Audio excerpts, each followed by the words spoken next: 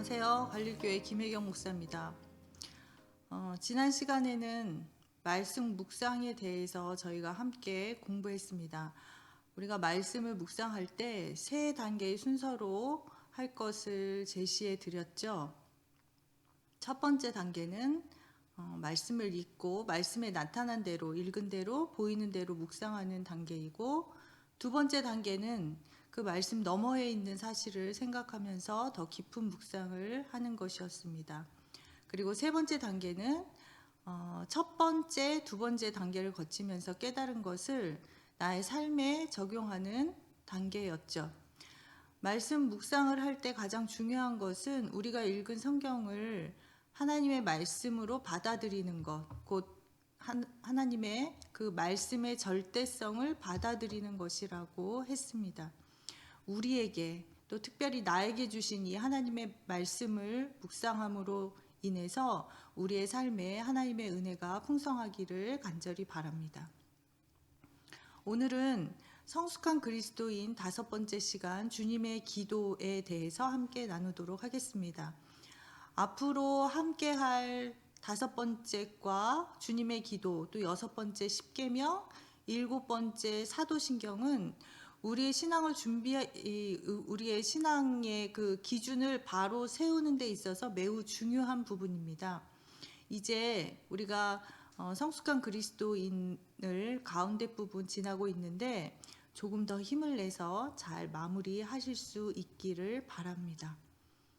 그러면 이제 주님의 기도 시작하겠습니다.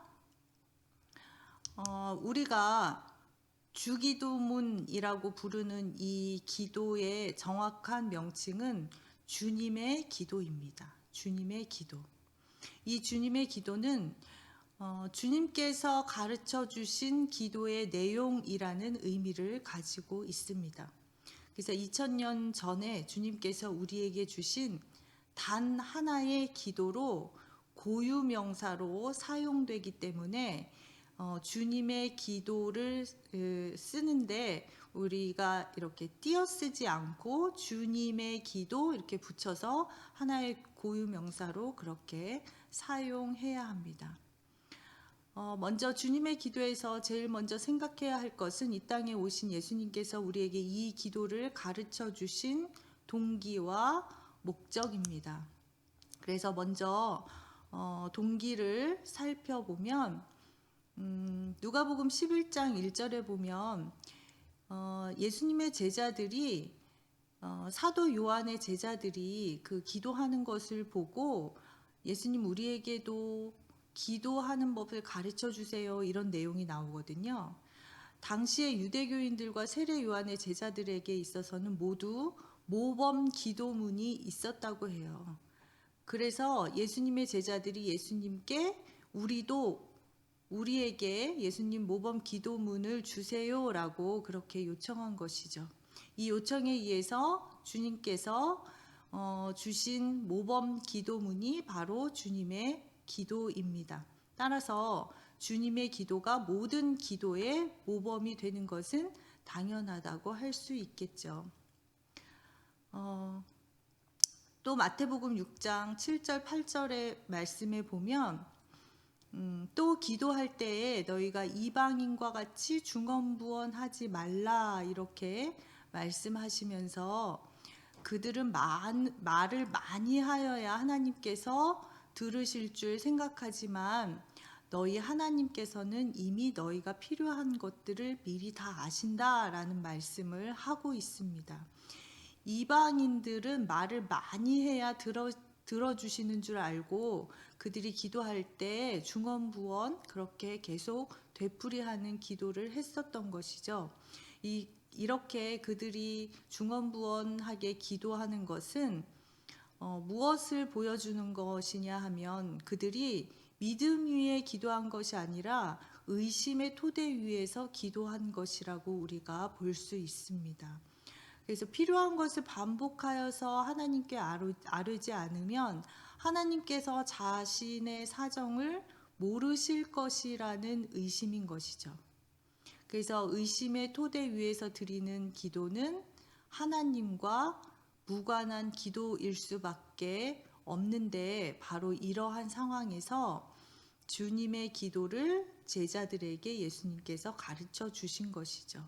즉, 믿음의 토대 위에 바른 기도를 드릴 수 있도록 해주시기 위해서 주님의 기도를 그들에게 또 우리에게 주신 것입니다. 그러면 다음으로 주님의 기도를 주신 목적을 살펴보도록 하겠습니다. 마태복음 6장 9절 말씀에 그러므로 너희는 이렇게 기도하라 이렇게 시작하면서 하늘에 계신 우리 아버지여 이렇게 들어가고 있거든요. 6장 9절 말씀에 처음에 그러므로라고 시작하는 것은 이 말씀이 바로 앞뒤 구절이 서로 밀접하게 연결되어 있다는 것을 우리가 알 수 있죠. 그래서 앞에 이야기 드린 것처럼 이방인들처럼 더는 자기 필요를 위해서 중언부언하지 말고 믿음의 토대 위에서 기도의 수준을 높이라는 의미입니다. 기도의 수준 향상이 모범 기도문인 그 주님의 기도를 주신 목적이 되는 것이죠. 기도의 수준과 또 신앙의 수준은 늘 함께 따라다니는 것이기 때문에 우리 신앙의 수준을 향상시켜 주기 위해서 주님께서 우리에게 모범 기도문인 주님의 기도를 가르쳐 주신 것이죠. 그럼 이제 본격적으로 주님의 기도의 내용을 하나씩 살펴보도록 하겠습니다. 먼저 첫 번째로 주님의 기도는 몇 부분으로 나눌 수 있는데 먼저 기도의 대상인 하나님 아버지에 대해서 우리에게 가르쳐 주고 있습니다. 우리의 기도의 대상은 바로 하늘에 계신 우리 아버지라는 것이죠. 그래서 먼저 교재에 보면 파테르라고 되어 있는 이 단어가 있는데요. 이것은 헬라어의 원문에 있는 내용입니다. 그래서 우리나라의 그 주기도문에는 하늘에 계신 우리 아버지여 라고 이렇게 시작하지만 원문에는 먼저 아버지여 라는 단어로 시작하고 있습니다. 그래서 이 원문의 파테르라는 단어에 대해서 우리가 조금 더 깊이 생각해 보도록 하겠습니다. 예수님께서 기도를 가르쳐 주실 때에 아버지여라는 말부터 가르쳐 주신 것이죠. 그래서 우리가 잠깐 이 아버지라는 호칭에 대해서 몇 가지 생각해 보고 가겠습니다. 첫 번째로 예수님께서 하나님을 아버지로 가르쳐 주셨다고 해서 반드시 하나님이 남자인 것은 아니라는 점을 우리가 기억해야 합니다. 창세기 1장 27절 말씀에 보면 하나님이 자기 형상 곧 하나님의 형상대로 사람을 창조하시되 남자와 여자를 창조하셨다라고 우리에게 분명하게 말씀하고 있습니다. 이 말씀에 의하면 하나님은 남자도 아니고 여자도 아니라는 것이죠. 지난 학기에 우리가 크리스천 베이직에서 하나님에 대해서 공부하면서 이 말씀을 통해서 하나님은 모성과 부성을 동시에 지닌 분이시다라는 것을 배웠습니다. 우리가 하나님을 아버지라고 부를 때 하나님의 모성과 부성을 동시에 느낄 때에만 하나님에 대한 우리의 믿음은 더 깊어질 수 있는 것이죠. 그래서 이 사실을 먼저 잘 기억하시고요. 또 한 가지는 주님께서 기도를 가르쳐 주신 시대 상황을 좀 생각해 보아야 합니다. 2000년 전에 예수님께서 부활 승천하신 이후에 제자들과 또 초대 교회의 그 교인들에게 다가온 것은 박해와 굶주림이었죠. 그들은 그 모진 고난을 당하면서 그리스도인들이 주님께서 가르쳐 주신 그 기도를 드리면서 하나님을 아버지라고 부를 때 그 아버지여라고 부르는 그것만으로도 하나님의 위로를 아마 경험했을 것입니다. 또 여기서 우리가 한 가지 더 생각할 수 있는 것은 하나님을 아버지라고 부를 뿐만 아니라 아빠, 아버지라고 부를 때에 좀 더 깊은 의미를 지니게 되는 것을 볼 수 있습니다. 그건 뭐냐면 그 아빠, 아버지라고 부를 때에 우리는 하나님의 자녀로서의 권리와 또 의무를 함께 지니게 된다는 사실입니다. 우리가 하나님을 아빠라고 부를 때에 우리는 그 아빠가 지니는 모든 것에 권리를 지니게 됩니다. 또 우리가 하나님을 아버지라고 부를 때에는 우리는 아버지에 대해서 자식으로서의 의무를 다하게 되는 것이죠.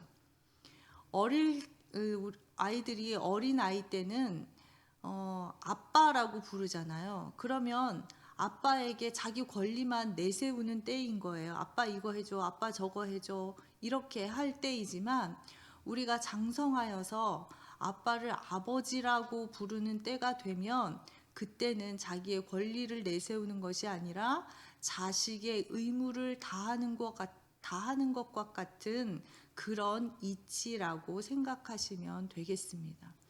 그래서 우리가 돌아온 탕자의 이야기를 잠깐 생각해 보면 돌아온 탕자가 자기의 아버지를 아버지라고 부를 때 아들의 존재가 회복되었고 또 단절되었던 아버지와의 관계가 회복되었던 것을 우리가 기억할 수 있죠. 이것이 바로 아버지라는 호칭이 갖는 위력이고 감동인 것입니다.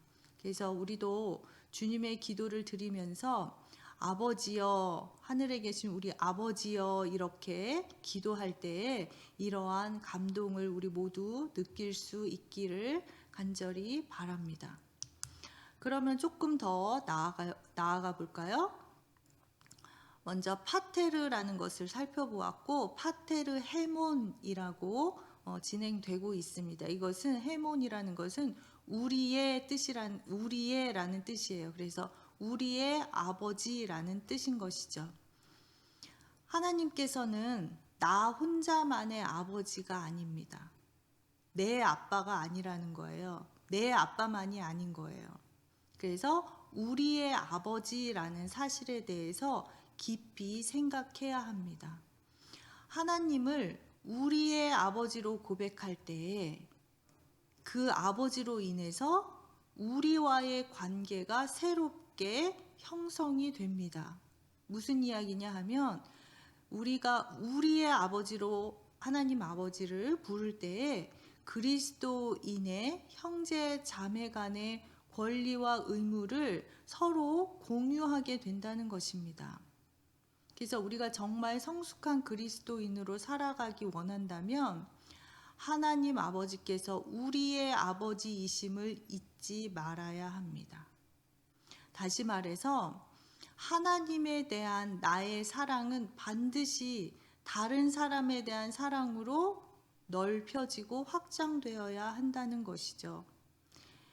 내가 그리스도를 쫓는 그리스도인이 된다는 것은 나의 삶이 하나님의 사랑과 이웃사랑, 사람에 대한 사랑, 곧 나의 아버지와 우리 아버지의 조화와 균형을 이루어가는 것을 의미합니다. 그래서 그 하늘에 계신 아버지는 나만의 하나님이 아니라 우리의 아버지, 우리의 하나님이라는 것을 반드시 기억해야 우리가 편협한 사고, 편협한 신앙에서 벗어날 수 있습니다.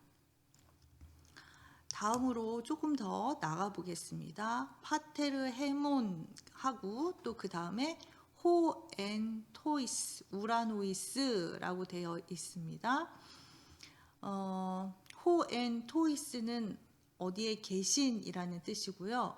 우라노이스는 하늘을 말합니다. 그래서 이것을 전체를 보면 하늘에 계신 우리 아버지여 라고 우리가 그렇게 해석할 수 있겠죠. 그런데 여기서 우라노이스라는 단어는 하늘을 나타내는데 원래 하늘은 단수형 우라노스라는 단어를 사용하는데 여기서는 특별히 우라노이스라는 복수형의 단어를 사용했습니다. 그래서 엄밀하게 말하면 하늘들에 계신 우리의 아버지여 라고 이렇게 우리가 해석할 수 있겠죠. 그래서 여기서 말하는 복수의 하늘들이라는 의미는 땅과 반대 개념인 하늘이 아닙니다. 여기서 말하는 하늘들이라는 것은 하늘에만 계신 아버지가 아니라 시간과 공간을 초월하여서 두루 퍼져 계신 하나님 아버지를 의미합니다. 그래서 우리가 자주 쓰는 표현으로 무소부재하신 하나님을 나타내고 있는 것이죠. 그래서 시간과 공간을 초월하신 하나님께서는 하늘에도 계시지만 우리가 어디에 있든지 감옥에 있든지 우리가 어려움에 처해 있든지 좋은 환경에 있든지 죽음의 현장에 있든지 간에 우리와 함께 하시는 그 하나님 아버지이신 것을 우리에게 가르쳐 주고 있습니다. 우리가 어떤 상황에 처해 있든지 간에 어디서나 계시는 하나님을 기억한다면 우리에게 두려울 것이 없는 것이죠. 또 무소부재하신 하늘들의 아버지를 우리가 믿는다면 그 하나님 앞에서 우리는 그릇된 행동을 하지 못할 것입니다. 그래서 우리가 그러한 상황을 코람데오라는 단어로 또한 표현하기도 하죠. 하나님 앞에서라는 뜻입니다. 그렇기 때문에 우리는 진정으로 하늘들에 계신 우리의 아버지임을 믿고 반드시 기억해야 할 줄로 믿습니다.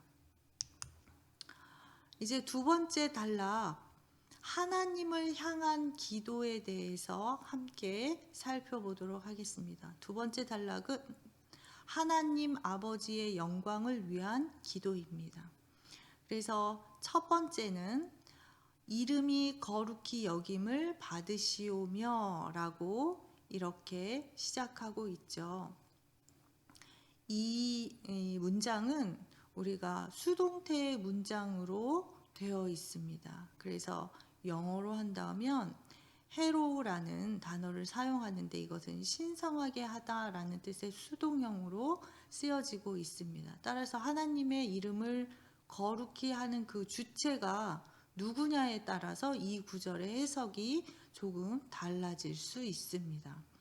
첫 번째로 나 자신이 주체가 될 때는 영어로 말한다면 Hallowed be your name by me 라고 나에 의해서, 그래서 이것을 우리나라 말로 바꿔보면 나에 의해서 하나님 당신의 이름이 거룩해지기를 바랍니다 라는 뜻인 것이죠. 이것을 조금 더 풀어보면 나의 삶으로 아버지의 거룩하심을 세상에 드러내겠다는 다짐을 의미하는 기도입니다. 이름이라는 것은 단순한 호칭이 아니죠. 그래서 그 이름을 지닌 사람의 인격과 존재 그리고 존엄성을 나타내는 것이 바로 이름입니다. 그렇기 때문에 이것은 거룩하신 하나님을 믿는 아버지의 자녀답게 내가 거룩하게 살겠다라는 결단의 표시인 것이죠. 내가 거룩하게 삶으로써 아버지의 이름이 거룩히 높여지기를 바란다는 그러한 기도인 것입니다. 세상 사람들은 우리의 삶을 보고 하나님이 거룩하신 분인 것을 알게 됩니다. 그렇기 때문에 이름이 거룩히 여김을 받으시오며 라고 기도하는 것은 나의 삶으로 아버지의 거룩하심을 세상에 드러내겠다라는 다짐을 의미하는 기도라고 우리가 볼 수 있는 것입니다. 두 번째로 하나님의 영광을 드러내는 주체가 하나님이 될 때는 그럼 어떠한 의미를 갖는가? 이것은 바로 아버지 당신에 의해서 당신의 이름이 거룩해지기를 바랍니다. 라는 그러한 의미입니다. 그렇기 때문에 이것은 다시는 아버지의 이름을 더럽히지 않겠다라는 그러한 결단의 기도로 우리가 생각할 수 있는 것이죠. 인간이 더럽힌 아버지의 이름을 회복하실 수 있는 분은 바로 하나님 당신밖에 없다라는 그러한 고백인 것입니다. 그래서 우리가 죄를 범함으로 하나님 아버지의 이름을 더럽혔고, 우리는 주님의 기도를 통해서 아버지께서 아버지의 이름을 친히 회복시켜 주시기를 기도하는 것이죠. 다시는 아버지의 이름을 더럽히지 않겠다라는 그러한 결단의 기도인 것입니다. 그 주체가 내가 되었든지 아니면 하나님 아버지가 되었든지 어느 쪽이든 간에 결국은 거룩하게 살기를 결단하는 기도로 우리가 보면 되겠습니다. 두 번째 그 단락으로 넘어가 보도록 하겠습니다. 나라가 임하시오며 라고 되어 있는데, 이것은 하나님의 나라가 임하게 해달라는 뜻이죠. 여기서 나라는 하나님의 나라를 의미하고 곧 천국을 말하고 있습니다. 그렇다면 하나님의 나라가 임하게 해달라는 기도의 뜻은 과연 무엇일까? 첫 번째로는 예수 그리스도 안에서 이 세상과 나에 대한 하나님의 그 통치권을 받아들이는 것입니다. 이것은 내가 하나님의 나라의 백성이 되겠다는 말인 것이죠. 그래서 그 나라의 통치권 또 하나님의 절대 주권을 절대적으로 내가 받아들이겠습니다 라는 의미입니다. 하나님의 절대 주권으로 우리는 하나님의 자녀로 선택되었죠. 이 사실을 알고 우리를 구원하신 하나님의 그 절대 주권에 우리가 감사하면서 살아간다면, 구원받은 이후에 우리의 삶에 대한 하나님의 그 절대 주권도 당연히 인정해야 하는 것이죠. 또 두 번째로 나라가 임하시오며 라는 뜻은 내 중심으로 살고 싶은 그 어둠의 권세와 충돌하는 것을 피하지 않겠다는 적극적인 결단의 기도입니다. 나라가 임하옵소서라는 기도를 통해서 내 마음대로 살고 싶고 내 욕심대로 살고 싶고 또 죄짓고 싶고 한 그런 어둠의 세력과의 충돌, 그것을 피하지 않고 적극적으로 극복하겠다라는 의지의 표현인 것이죠. 그래서 결국 내가 어둠의 권세와 싸워서 이기겠다라는 그러한 결단의 기도라고 볼 수 있습니다. 또 세 번째는 나 자신이 하나님 나라의 그 확장을 위한 도구가 되겠습니다 라는 그러한 결단의 기도이기도 합니다. 하나님 나라는 저절로 임하는 것이 아니죠. 그리스도인 각자가 나의 삶, 자기의 삶의 자리에서 우리가 하나님의 진리의 빛으로 살아가야 하나님의 나라가 이 땅에 임하는 것입니다. 그래서 예수님께서는 너희는 세상의 빛이다 라고 말씀하신 것이죠. 우리는 나라가 임하옵소서라고 기도하면서 이 기도를 우리의 삶으로 실천해야 하겠습니다. 세 번째 단락으로 넘어가 보겠습니다. 뜻이 하늘에서 이루어진 것 같이 땅에서도 이루어지이다 라고 기도하고 있습니다. 여기서 하늘이라는 단어가 또 한 번 나오는데요. 앞에서는 우라노이스라는 복수형의 하늘을 썼다면 여기서는 우라노스라는 단수형의 하늘을 사용하고 있습니다. 이것은 땅과 대치되는 개념으로 사용되어져서 그 방향은 바로 위쪽인 것이죠. 그렇기 때문에 이것은 무엇을 의미하냐면 위를 지향하는 삶을 결단하는 기도입니다. 그래서 골로새서 3장 1절에서 2절 말씀에 보면 위의 것을 생각하고 땅의 것을 생각하지 말라라고 우리에게 말씀하고 있는데, 뜻이 땅에서도 하늘에서 이루어진 것 같이 땅에서도 이루어지다라고 기도하는 것은 하나님의 뜻이 땅에서도 이루어지기 위해서는 우리의 그 매일매일을 위의 것을 구하며 살아야 한다라는 것을 우리에게 가르쳐 주고 있습니다. 먼저 위를 보고 위의 것을 우리는 구해야 합니다. 왜냐하면 참되고 영원한 것은 언제나 위에서부터 오기 때문인 것이죠. 또 다른 의미는 하나님의 뜻을 이루는 삶을 살겠다라는 적극적인 결단을 의미하는 기도입니다. 이러한 기도는 말로 우리가 주기도문을, 주님의 기도를 열심히 외운다고 이루어지는 것은 아니죠. 기도를 드리는 사람이 그 뜻을 이루는 통로가 되어야 합니다. 그렇기 때문에 이 기도는 또 다른 한 가지의 의미를 더 지니고 있는데, 그것은 바로 말씀의 사람이 되겠다라는 결단의 기도이기도 합니다. 하나님의 뜻은 무엇을 통해서만 알 수 있습니까? 그것은 바로 우리에게 주신 하나님의 말씀을 통해서만 알 수 있죠. 그래서 하나님의 뜻이 이 땅에도 이루어지기 위해서는 우리가 먼저 하나님의 그 뜻을 잘 알아야 되는데, 그 뜻은 성경 말씀을 통해서만 알 수 있습니다. 그렇기 때문에 하나님의 도구로 우리가 살기 위해서는 매일매일 하나님의 말씀을 먹고 마셔야 하는 것이죠. 그렇게 할 때 우리는 우리 자신도 모르는 사이에 하나님의 뜻을 이루는, 말씀이 우리의 몸에 배어지는, 말씀이 육화되는 삶을 살게 될 것입니다. 세 번째 단락으로 우리를 위한 기도로 넘어가 보도록 하겠습니다.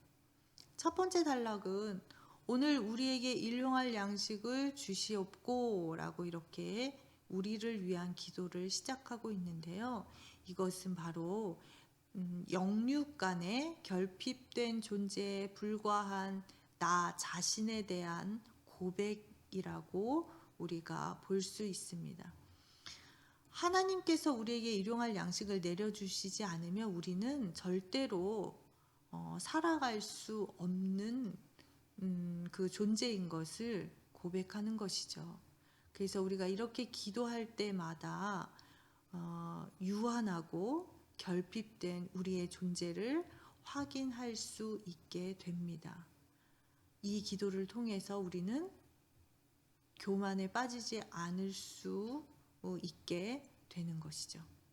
또한 자기 자신이 부족한 존재, 또 무엇인가 결핍된 존재임을 확인하면 할수록 우리는 주님을 더욱 의지할 수밖에 없게 되고, 또 주님을 의지하면 의지할수록 주님의 능력이 자신의 삶을 통해 더 크게 역사할 수 있다는 사실도 기억할 수 있기를 바랍니다. 두 번째로 오늘 우리에게 일용할 양식을 주옵시고 라는 기도의 의미는 일용할 양식으로 자족하는 청지기의 삶을 살겠다라는 의미입니다. 내가 많은 것을 가져도 나를 위해서는 일용할 양식으로 족하고, 나머지는 주님의 청지기로 주님 뜻에 따라서 사용하겠다라는 기도인 것이죠. 그래서 내게 무엇이 있든지 간에 이는 나의 탐심의 대상도 아니고, 또 나 개인이 소유할 수도 없는, 나 개인의 소유일 수도 없다는 그러한 청지기 의식을 나타내고 있는 기도입니다. 이러한 청지기 의식을 가질 때에 내게 있는 것을 우리를 위해 하나님의 뜻대로 사용할 수 있게 되는 것이죠.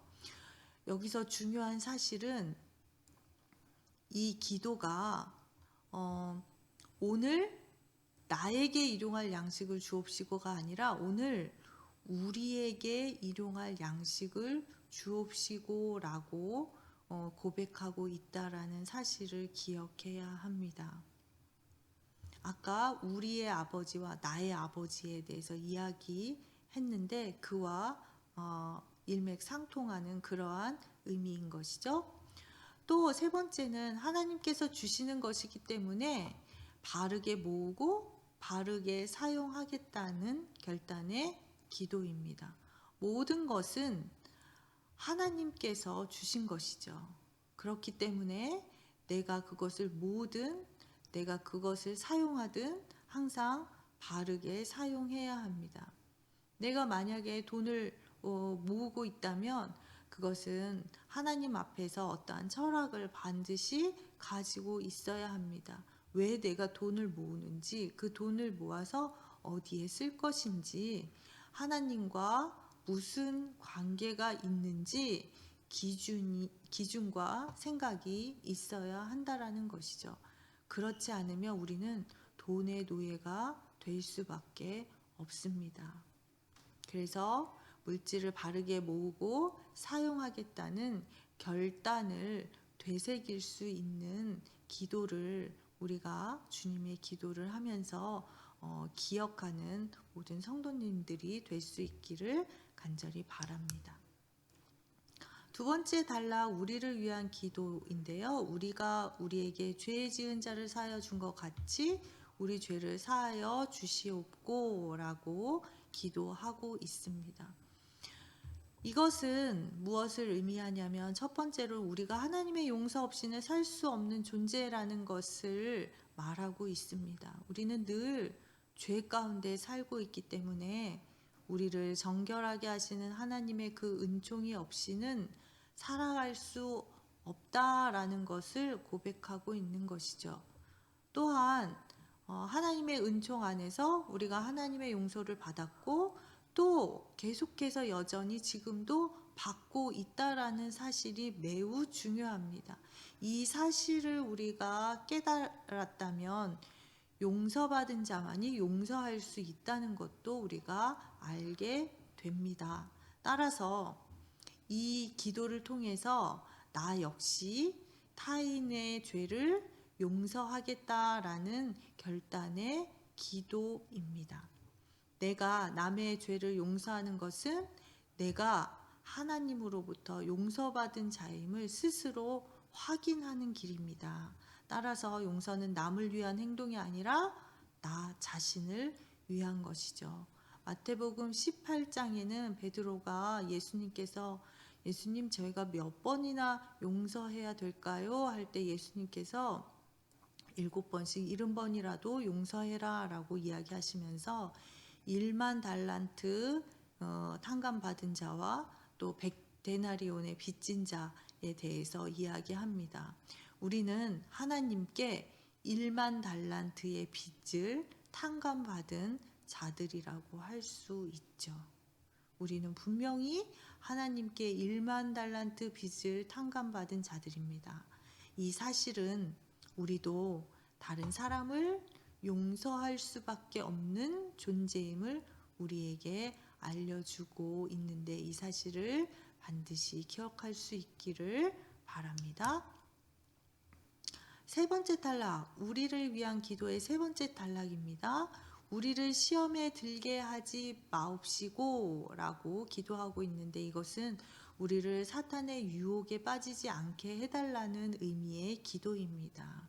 이 기도는 주님의 도움이 없다면 우리는 모두 사탄의 유혹에 넘어질 수밖에 없는 연약한 존재인 것을 다시 한번 확인하는 그런 것을 고백하는 기도인 것이죠. 그래서 베드로전서 5장 8절 말씀에는 근신하라, 깨어라, 너희 대적 마귀가 우는 사자같이 두루 다니며 삼킬 자를 찾는다라고 우리에게 말씀하고 있습니다. 사탄은 어떤 식으로든 우리를 넘어뜨리려고 하는데 그 사탄의 유혹에 넘어질 수밖에 없는 연약한 존재라는 것을 다시 한번 고백하고 주님의 도움을 구하는 그러한 기도인 것이죠. 또 한 가지는 나의 삶에서 유혹거리를 적극적으로 제거하며 살겠습니다 라고 결단하는 기도입니다. 정말 내가 유혹에 빠지지 않기를 원한다면 나를 넘어뜨릴 수 있는 것을 스스로 제거해야만 합니다. 내 주위에 있는 것들을 돌아보고 나를 유혹하고 나를 실족하게 하는 것이 있다면 그것이 무엇이든지 반드시 버려야 합니다. 그래야 우리의 삶에서 시험에 들지 않게 되는 것이죠. 또 한 가지 의미는 우리가 유혹에 빠지지 않도록 성도의 거룩한 교제를 실천하겠다라는 의미의 기도입니다. 나는 물론이고 나로 인해서 다른 사람이 유혹에 빠지지 않게 하는 것도 매우 중요한 일입니다. 그래서 우리는 성도의 거룩한 교제를 통해서 우리라는 신앙의 공동체를 서로 세워줘야 합니다. 그래서 성도의 거룩한 교제는 나를 위해서 또 다른 사람을 위해서 우리를 위해서 매우 중요한 것이죠. 이러한 성도의 교제를 통하여서 우리가 서로 사단의 유혹에 빠지지 않도록 또 우리가 시험에 들지 않도록 서로를 붙잡아 줄 수 있는 그러한 모든 우리의 공동체가 될 수 있기를 바랍니다. 우리를 위한 기도 네 번째는 다만 악에서 구하시옵소서라고 고백하고 있습니다. 여기서 구한다라는 것은 건져낸다라는 그러한 의미를 가지고 있는데요. 이 기도를 통해서 우리가 어디에 빠져 있다라는 것을 전제하고 있음을 우리가 생각해 볼 수 있습니다. 우리는 언제나 악에 빠질 수 있다라는 것이죠. 여기서 악이라는 단어를 잠깐 좀 살펴보겠습니다. 악은 사람이 아닌 상태로 끌어내리는 어떠한 구체적인 세력입니다. 그래서 우리가 그런 표현을 하죠. 사람이 사람의 자리에 있지 않을 때, 쉬운 말로 하면 사람됨이 아닌 상태, 사람됨을 빼앗아간 상태를 우리는 짐승 같은 인간 또는 짐승보다 못한 인간 이런 표현을 때로는 쓰기도 하죠. 사람의 자리에서 떠난 것, 사람의 자리에서 떨어진 그 상태를 바로 부끄러움을 잊어버리는 상태라고 우리가 볼 수 있습니다. 이것은 구체적으로 죄에 대한 수치심을 모르는 상태를 말하는 겁니다. 그래서 스바냐 3장 5절 말씀에는 그 가운데 계시는 여호와는 의로우사 불의를 행치 아니하시고 아침마다 빠짐없이 자기의 공의를 비추시거늘 불의한 자는 수치를 알지 못하는도다 라고 말씀하고 있는데, 이 말씀은 바로 우리가 늘 하나님의 말씀 앞에서는 수치심을 느껴야 한다라는 겁니다. 즉 이 다만 악에서 구하옵소서라고 하는 기도는 우리의 영적 상태를 점검하고 더욱더 하나님만 경외하겠습니다 라고 결단하는 기도라고 볼 수 있는 것이죠. 또 이 악이라는 단어는 헬라어로 포네로스라는 단어를 사용합니다. 이것은 바쁘다, 수고하다, 애쓴다 이런 의미를 가지고 있는데, 이것으로 미루어 볼 때 우리가 하나님 없이 바쁜 것이 곧 악이다라고 이야기할 수 있겠습니다. 그래서 내 삶 가운데 나의 바쁜 그 삶 가운데 하나님이 계시는지, 하나님과 도대체 무슨 관계가 있는지, 내가 왜 바쁜지, 그 속에서 하나님이 계시는지, 하나님과 무슨 관계가 있는지를 늘 점검해야만 합니다. 하나님 없이 내가 바쁘기만 하다면, 세상 일로만 더욱더 바빠지기만 한다면 바쁜 만큼 더 악에 빠질 수밖에 없게 되는 것이죠. 그래서 나의 삶에, 나의 바쁜 삶 가운데에서도 하나님이 여전히 계시는지, 내가 하나님 때문에 바쁜지, 하나님 없이 바쁜지 늘 우리의 삶을 점검할 수 있기를 간절히 바랍니다. 다음으로 마지막으로 송영 부분입니다. 송영은 대개 나라와 권세와 영광이 아버지께 영원히 있사옵나이다. 아멘. 이렇게 이루어지고 있는데요. 저희가 사용하고 있는 개역 개정 성경에는 대개라는 단어가 빠져 있습니다. 그러나 이 대개라는 단어는 원어적으로 매우 중요한 의미를 가지고 있습니다. 그래서 우리가 대개라고 할 때는 거의라는 의미로 알고 있는데 이것은 그러한 의미가 아닙니다. 이것은 어떤 뜻이냐면 큰 원칙으로 보건대 라는 그러한 한자의 표현입니다. 특별히 헬라어 원어에서는 호티라는 단어를 사용합니다. 이것을 영어로 표현해 본다면 because라는 단어로 대체해 볼 수 있는데 왜냐하면 이라는 뜻을 가지고 있죠. 그래서 내가 하나님께 이런 기도를 드리는 이유가 무엇인가 하면 이라는 말인 것입니다. 내가 하나님께 이런 기도를 드리는 이유가 무엇인가 하면, 그러면서 지금까지 내가 모든 기도, 주님의 기도를 처음부터 끝까지 쭉 드린 하나님에 대한 기도, 또 나에 대한 기도를 할 때 이런 기도를 드린 이유가 바로 영원하신 하나님의 나라와 하나님의 권세와 하나님의 영광이 오직 하나님께만 있기 때문에 아버지께 이 기도를 드린다라는 의미를 가지고 있습니다. 다시 한번 말씀드릴게요. 대개 나라와 권세와 영광이 아버지께 영원히 있사옵나이다 라는 것은 하나님, 제가 이렇게 기도를 드린 이유는 바로 영원하신 하나님의 나라와 하나님의 권세와 하나님의 영광이 오직 하나님께만 있기 때문에 내가 그 아버지께 이 기도를 드립니다 라는 의미로 마무리하고 있습니다. 또 성경에서 우리가 한 가지 생각할 수 있는 것은 주님의 기도는 아버지로 시작해서 아버지로 끝맺는다라는 것을 우리가 볼 수 있습니다. 여기서